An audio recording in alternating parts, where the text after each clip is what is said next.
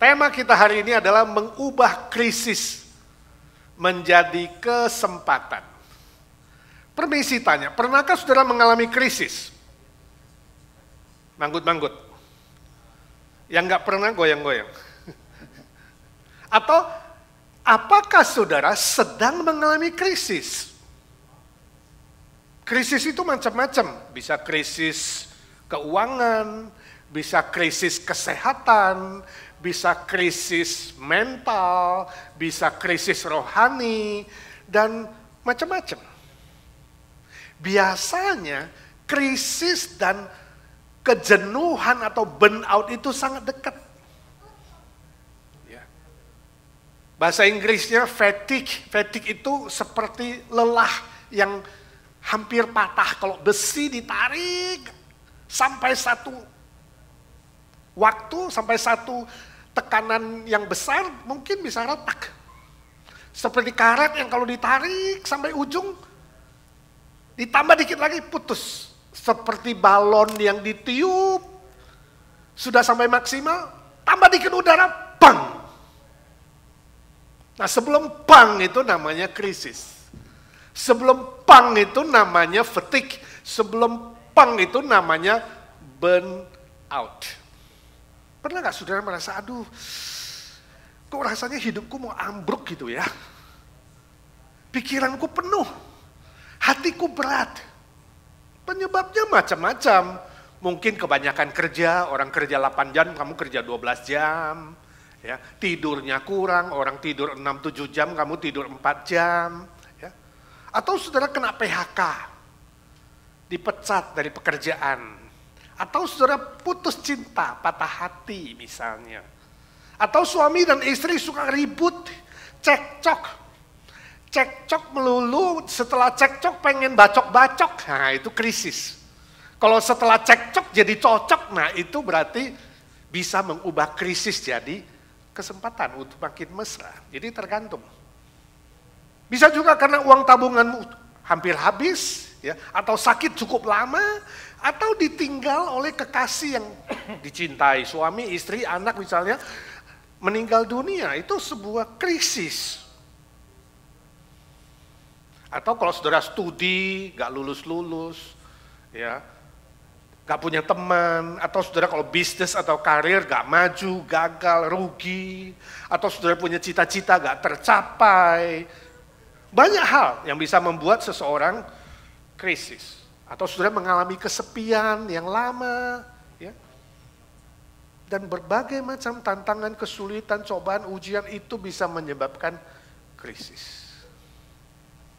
Saya baca sebuah cerita di Indonesia, ya, di koran, ya, ini nama samaran. Ada seorang yang bernama Deli, dia menerima SMS dari temannya, katakanlah nama samaran juga namanya Tias, ya. Lalu isinya begini, aku mau pergi jauh Del, tolong titip Putri ya, anaknya yang wanita. Lalu Deli, teman baiknya, buru-buru ke rumah Tias. Sampai di rumah Tias dia kaget karena di ruang tamu dia lihat Tias itu sudah mati. Bunuh diri karena minum obat serangga. Gak dikasih tahu penyebabnya, cuma titip putrinya. Padahal Tias itu punya pendidikan yang tinggi, kalau gak salah dia S3. Ya, bukan S1, S2, tapi S3, doktoral. Lalu juga Tias itu punya pekerjaan yang bagus di perusahaan, posisinya udah direktur. Ya. Lalu orang tuanya seorang cendekiawan, kalau nggak salah dosen di sebuah universitas. Dan hidupnya finansial secara keuangan lebih dari cukup. Oh saudara, semua yang saya sebutkan tadi, pendidikan tinggi, punya kelas di dalam masyarakat, punya status yang bagus, ya, punya pangkat, punya jabatan, punya uang banyak, tidak menjamin seorang tidak kena krisis. Tidak menjamin seorang itu tidak jenuh, burnout, dan kemudian bisa mengambil langkah bunuh diri. Sangat mengagetkan. Tidak ada berita apapun yang menyebutkan penyebabnya. Oh saudaraku, mungkin hari ini kamu tidak akan mengambil langkah seperti itu. Kamu mungkin hari ini tidak berpikir untuk menghabisi nyawamu atau minum obat serangga, jangan. Kalau ada ya jangan, lebih baik minum orange juice. Jangan, ya. Tapi mungkin hidup saudara hari ini ada dalam krisis, saya tidak tahu. Tuhan yang tahu, kamu yang tahu. Ketika hidupmu mengalami letih, lesu, lelah, tak berdaya, tak ada semangat, dan kemudian gak ada punya gairah, cita-citanya rasanya kabur, masa depan gelap. Kamu gak tahu untuk apa ada di dunia ini. Berjalan, makan, minum, tapi seperti mayat di bumi ini. Seperti robot. Hati-hati, itu namanya krisis. Itu namanya hidupmu sudah fatigue sampai satu titik. Nah pertanyaannya, bagaimana mengubah krisis itu menjadi kesempatan? Bagaimana menyembuhkan krisis itu dan keluar dari krisis itu? Mari kita baca firman Tuhan dalam Lukas 9 ayat 28 sampai 37. Lukas 9, 28 sampai 37 kita baca bersama-sama 1, 2, 3. Kira-kira 8 hari sesudah segala pengajaran itu, Yesus membawa Petrus, Yohanes, Yakobus lalu naik ke atas gunung untuk berdoa. Ketika ia sedang berdoa, rupa wajahnya berubah dan pakaiannya menjadi putih berkilau-kilauan. Dan tampaklah 2 orang berbicara dengan dia, yaitu Musa dan Elia. Keduanya menampakkan diri dalam kemuliaan dan berbicara tentang tujuan kepergiannya, yaitu kepergian Yesus yang akan digenapinya di Yerusalem. Sementara itu, Petrus dan teman-temannya telah tertidur. Dan ketika mereka terbangun, mereka melihat Yesus dalam kemuliaannya. Dan kedua orang yang berdiri di dekatnya itu. Dan ketika kedua orang itu hendak meninggalkan Yesus, Petrus berkata kepadanya, "Guru, betapa bahagianya kami berada di tempat ini. Baiklah kami dirikan sekarang 3 kemah. 1 untuk engkau, 1 untuk Musa, dan 1 untuk Elia." Tetapi Petrus tidak tahu apa yang dikatakannya. Sementara ia berkata demikian, datanglah awan menaungi mereka. Dan ketika mereka masuk ke dalam awan itu, takutlah mereka. Maka terdengarlah suara dari dalam awan itu yang berkata, "Inilah anakku yang kupilih, dengarkanlah dia." Ketika suara itu terdengar, nampaklah Yesus tinggal seorang diri. Dan murid-murid itu merahasiakannya.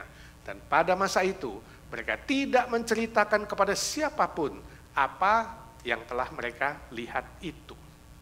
Pada keesokan harinya, ketika mereka turun dari gunung itu, datanglah orang banyak berbondong-bondong menemui Yesus. Iya, sampai di situ pembacaan firman Tuhan, berbahagialah orang yang membaca, mengerti dan melakukannya. Saudara, ada seorang penulis buku yang sangat terkenal bernama Paul G. Stoltz. Bukunya bertemakan Adversity Quotient. Mengajarkan bagaimana caranya mengubah sebuah hambatan menjadi peluang. Sebuah krisis menjadi kesempatan. Ini mirip dengan tulisan bahasa Chinese. Kalau saudara orang Chinese, saudara mengerti krisis dalam bahasa Chinese namanya Weiji. Apa? Sama-sama ngomong. Weiji. Wei itu bahaya. Jadi Weiji itu ada 2 kata. Wei itu bahaya, Ji itu kesempatan. Jadi krisis adalah sebuah kesempatan mengubah sebuah bahaya menjadi sebuah kesempatan. Di dalam sebuah krisis selalu ada kelihatan bahaya dan kesempatan. Tinggal bagaimana saudara menangkapnya. Kalau saudara tidak hati-hati, saudara akan masuk jatuh ke dalam bahaya. Tapi kalau saudara pintar dan cerdik, saudara akan keluar dari bahaya itu menjadi sebuah kesempatan, sebuah peluang yang baru untuk naik tangga, untuk sukses, untuk lebih maju. Bahasa Chinese luar biasa. Berbahagialah saudara kalau dapat istri atau suami orang Chinese. Ya, tulisan Chinese luar biasa. Tapi kembali kepada Paul Stoch ini, dia mengatakan di dunia ini ada 3 jenis manusia. Jenis pertama adalah ketika menghadapi weiqi, bahaya itu, ya, orang pertama ini cepat menyerah. Ya sudahlah, aku gak sanggup lah, aku gak bisa lah, aku kecewa lah, gak mungkin lah. Jadi ini disebut quitter, stop, gak mau lagi, menyerah. Ini tipe pertama. Tipe kedua disebut mencari jalan gampang, camper, bahasa Inggrisnya. Jalan pintas, jalan yang mudah, ya. Gak mau cari masalah, cari aman saja. Cari yang nyaman, ya. Cari yang gak banyak ujian, tantangan itu gak usah. Kalau bisa sekolah itu ya, naik kelas terus tapi gak usah ujian. Mau gak saudara yang masih sekolah? Mau gak punya sekolah yang naik kelas terus tapi gak ada ujian, gak ada PR, ya. Absen juga gak apa-apa. Nah ini model kedua. Dan yang ketiga adalah orang yang berjuang sampai puncak. Ini yang disebut climber, pemanjat. Seperti orang pendaki gunung, pendaki tebing. Begitu dia start, dia punya sebuah sasaran. Aku harus sampai di puncak. Bagaimanapun sulitnya. Khususnya kalau saudara melihat pendaki-pendaki gunung es itu, Mount Everest. Mereka luar biasa kan. Persiapan apapun, badai, hujan, angin, maju. Tujuanku di puncak sana. Ini adalah jenis yang ketiga. Nah, permisi tanya, hari ini saudara jenis mana? Ketika saudara menghadapi tantangan, kesulitan, persoalan di bumi ini, saudara jenis yang mana? Saudara ada jenis yang cepat menyerah? Atau saudara adalah cari yang tenang, enak, nyaman? Atau saudara adalah seorang pejuang yang sampai kepada di atas. Nah, dari apa yang kita baca Lukas 9, sebenarnya kita bisa belajar 3 jenis ini. Yang pertama, yang suka menyerah, cepat menyerah dan quit itu siapa? Kalau saudara lihat di cerita itu. Siapa di dalam cerita itu yang pernah minta mati ketika menghadapi masalah krisis? Musa dan Elia. 2 tokoh besar dalam perjanjian lama. 2 nabi besar yang dihargai orang Yahudi. 2 nabi besar yang dihormati orang Israel. Adalah orang yang pernah putus asa, burn out, depresi, dan minta mati. Ketika Musa sudah tidak tahan menghadapi Israel yang tegar tengkuk, selalu melawan, selalu mengeluh, selalu berdosa, dia sudah tidak tahan ketika membawa mereka masuk ke Kanaan. Itu sebabnya dia melakukan kesalahan dan dia tidak diizinkan masuk ke Kanaan. Elia ketika barusan mengalahkan nabi palsu, lebih kurang 800 lebih.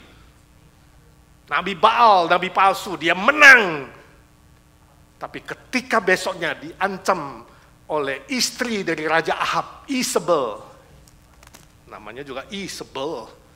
Ratu Isabel mengancam dia akan membunuh nyawanya. Bayangkan, lawan 800 lebih gak takut. Kena 1 Isabel, bener-bener dia takut dan minta mati. Dia depresi. Dia mau quit dari pekerjaan Tuhan. Tapi kita tahu dua-dua mereka akhirnya dipulihkan. Disembuhkan oleh Tuhan. Dengan memberikan tugas yang baru. Lalu siapa yang disebut dengan camper itu, yang mau membangun kemah, yang mau mencari gampang enak? Kita melihat siapa? Petrus. Wah, dia lihat Yesus di sana mulia, ada Musa, ada Elia, ya di atas gunung. Oh, alangkah enaknya kalau kita bangun kemah di sini ya, camping ya. Saya akan bangun 3 camp untuk Yesus, untuk Musa, untuk Elia. Ya sudah, kita di sini saja senang-senang, nyaman-nyaman, nggak usah turun gunung.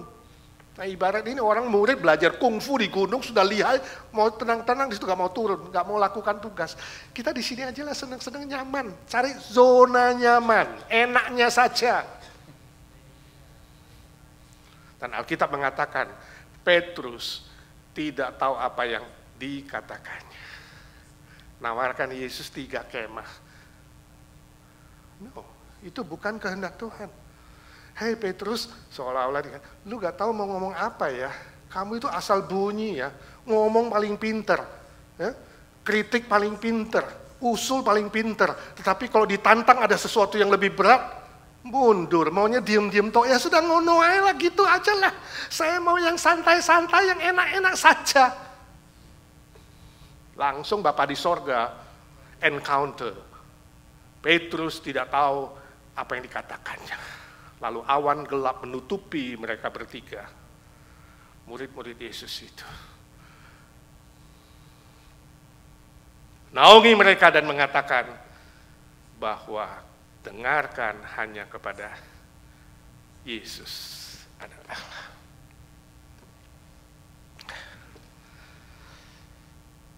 Pertanyaannya, bagaimana kita menyembuhkan krisis itu? Bagaimana kita mengubah sebuah krisis menjadi kesempatan? Yaitu yang pertama, fokus kepada Kristus.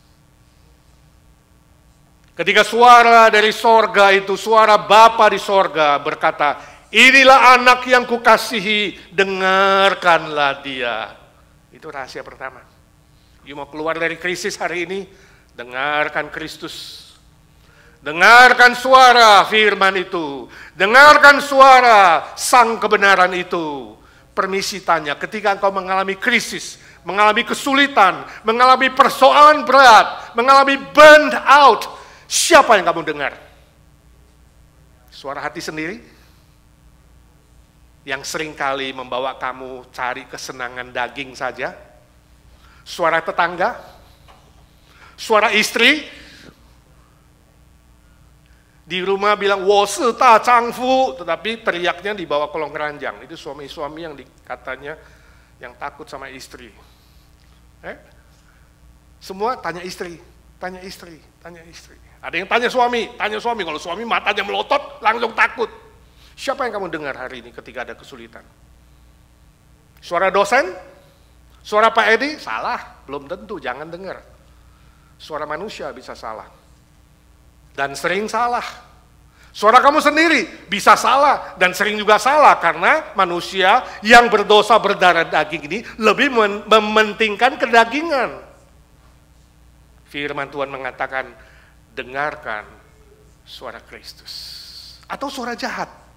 Ketika kamu sulit, ketika kamu stres, ketika krisis, burn out, kemudian ada suara berbisik di telingamu dan di hatimu, habisin aja nyawamu, ngapain kamu lama-lama di bumi, gak ada artinya, lihat orang gak mengasihi kamu, ya teman-teman di gereja juga omong kosong, gak ada yang perhatikan kamu, majelis aja gak telepon kamu, pendeta apalagi, wah payahlah, sudah bunuh aja diri itu, minum serangga itu gampang kok, ya kan, obat tidur minum aja sebotol, itu semua suara siapa? Suara si jahat. Siapa yang kamu dengar? Iblis pintar sekali ya. Waktu kamu berdosa, iblis bilang, oh gak apa-apa, terusin aja. Ya, semua orang juga sama kok, gak ada yang gak berdosa. Lakukan lagi, kamu gak sendirian. Tapi waktu kamu susah, dia bilang, oh kamu sendirian. Di dunia ini kamu yang paling sendiri, paling susah. Padahal banyak orang susah. Iblis selalu apa? Berdusta. Jangan dengar dia.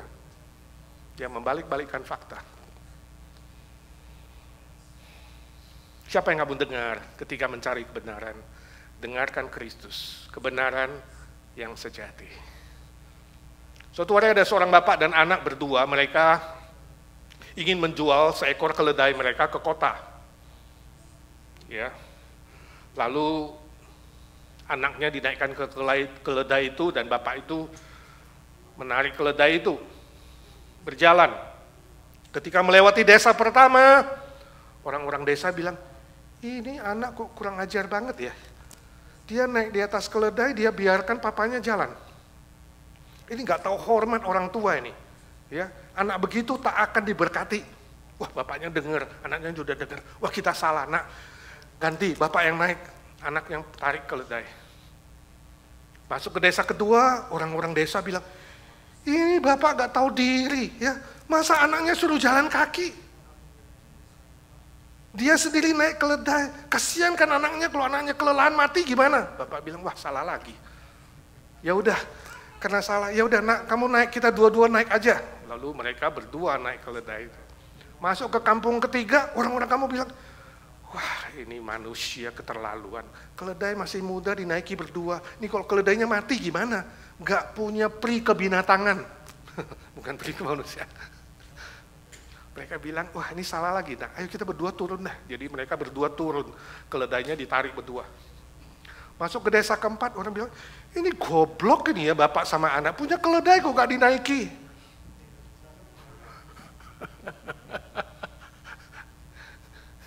Nah kalau saudara bapak itu, saudara mau ngapain kan? Mau dengar yang mana? Orang kampung pertama, kampung kedua, kampung ketiga. Mengerti saudara, hari ini ketika menghadapi banyak persoalan, banyak suara. Banyak suara di dunia ini. Suara yang kamu baca di medsos, di WA, di FB, di Instagram, di mana lagi? Tetangga, ya kan? Lalu siapa lagi? Oh teman sekelas, ya. Lalu teman alumni, WA grup A, WA grup B, kongko A, kongko B, kongko C. Siapa yang mau kamu dengar?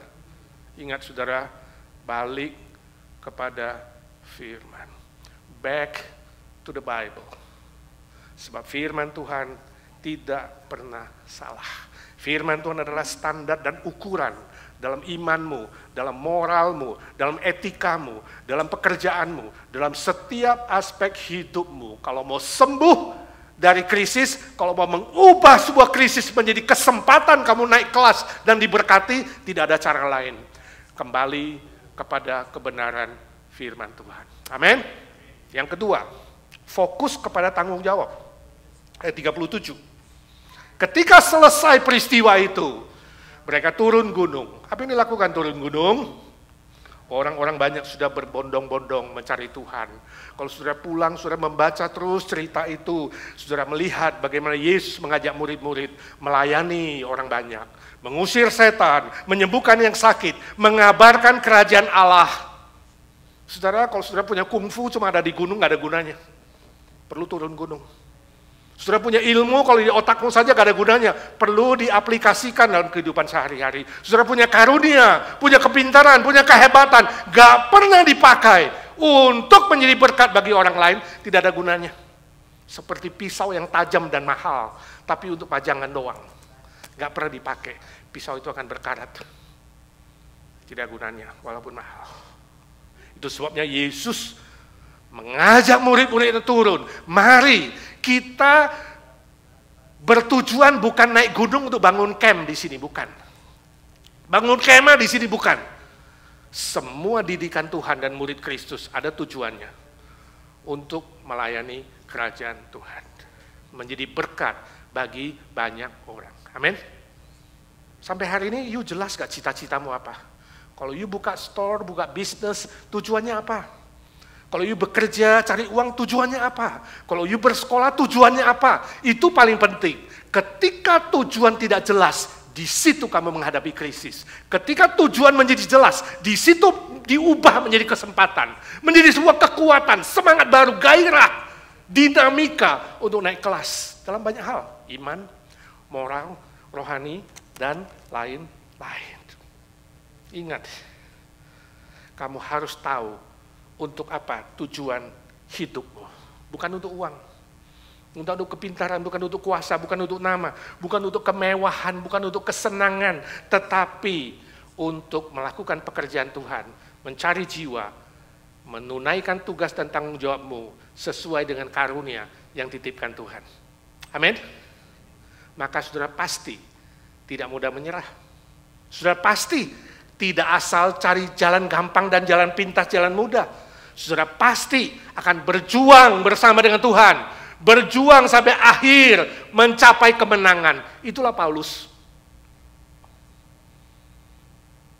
1 Timotius 4, 7 dan 8 berkata, aku telah mengakhiri pertandingan yang baik, aku telah mencapai garis akhir, dan aku telah memelihara iman. Kata Paulus. Perjuangan. sampai akhir.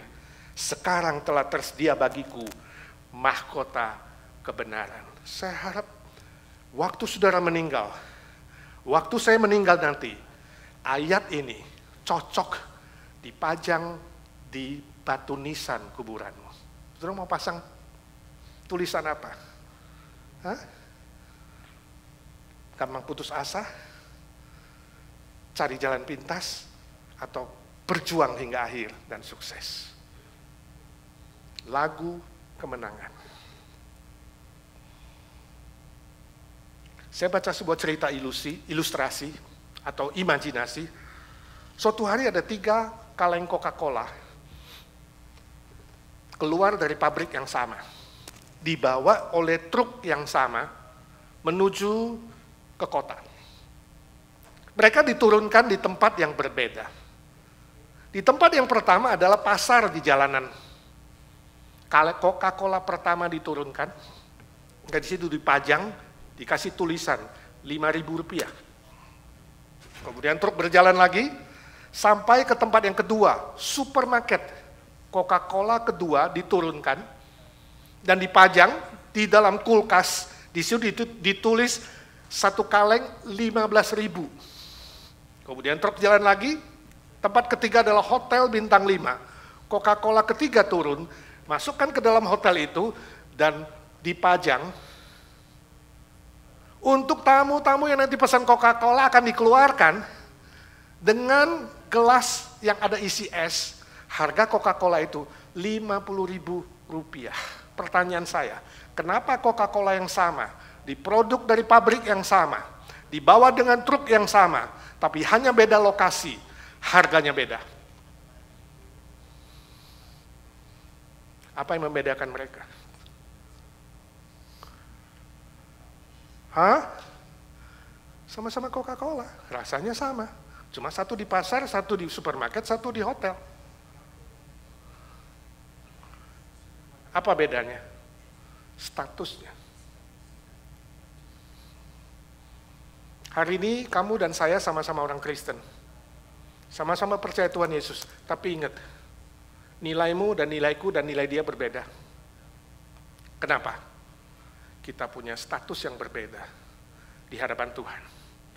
Ketika engkau menjadi seorang yang cepat putus asa, atau engkau menjadi seorang yang cari jalan gampang, jalan pintas, atau engkau seorang yang berjuang untuk kerajaan Tuhan, itu menentukan statusmu dan nilaimu di hadapan Tuhan. Kamu Kristen yang murahan, diselamatkan pas-pasan, atau engkau adalah Kristen yang hanya mau senang-senang saja, begitu datang susah, datang sakit, langsung mengeluh, teriak sama Tuhan, gampang rewel, cengeng, atau engkau seorang Kristen yang tangguh, menghadapi apapun engkau tahu, Tuhan, engkau tidak pernah mengizinkan krisis apapun melampaui kekuatanku. Bersandar kekuatanmu Tuhan, aku berjuang bersamamu, dan aku pasti akan mengubah krisis menjadi kesempatan, naik kelas, lebih dewasa di dalam Tuhan, lebih mantap berjalan di dunia ini bersama dengan Tuhan, tidak takut kesulitan, dan pasti akan diberkati, dan sukses menang untuk kemuliaan Tuhan. Amin. Mari kita berdoa.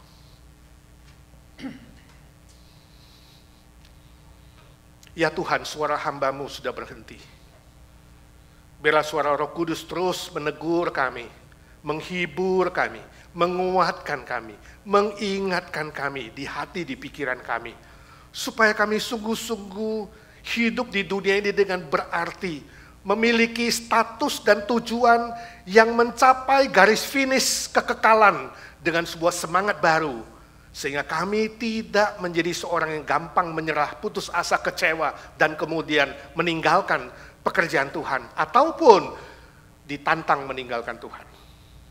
Tolong kami juga tidak menjadi seorang yang gampangan, orang yang cari enaknya saja, orang yang mau hal yang nyaman saja. Ampuni kami Tuhan, kalau menghadapi kesulitan, cobaan, ujian, kami cepat merengek-rengek, kami cepat cengeng, menangis, dan kemudian mengeluh, dan hanya mau berkat saja, tapi tidak mau menghadapi persoalan, tantangan bersama dengan Tuhan. Jadikan kami semua pejuang-pejuang bersama dengan Kristus. Prajurit Kristus yang tangguh. Sehingga di dunia ini kami mengalami kemenangan demi kemenangan. Diberi kekuatan, kemampuan, anugerah, kasih karunia untuk mengubah krisis menjadi kesempatan. Kesempatan yang baru untuk naik kelas dalam iman, dalam moral, dalam kehidupan kami sehari-hari. Berkatilah setiap telinga dan hati yang sudah mendengar ya Tuhan. Supaya kami tidak menjadi pendengar-pendengar saja, tapi kami menjadi pelaku-pelaku firman Tuhan. Sebentar kami menerima perjamuan kudus, siapkan pikiran hati kami, mengingat cinta kasih-Mu pada masa lampau, mati bagi kami, bangkit bagi kami, mengingat tugas dan tanggung jawab kami di masa kini, berbuah bagi kerajaan-Mu, memenangkan jiwa, mencari nilai-nilai kekal yang abadi, dan mengingat masa depan, ada pengharapan yang sempurna. Kami tidak gampang putus asa, sebab Kristen yang sejati tidak kenal menyerah atau putus asa. Tolong kami Tuhan, berdoa bersyukur dalam nama Tuhan Yesus, Juru Selamat kami yang hidup selama-lamanya. Amin.